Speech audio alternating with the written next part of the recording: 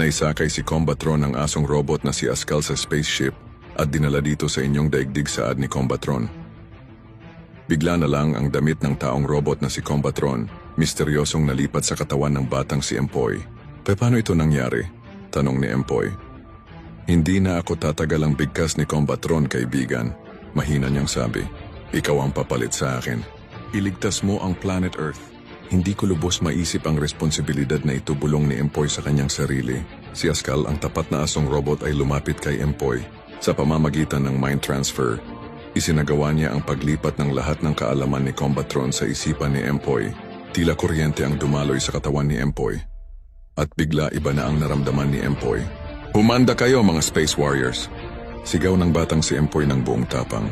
Ako na ang bagong Combatron. Magtagumpay ka sana, kaibigan. Ang huling mga salita ni Combatron ang taong robot bago tuluyang pumanaw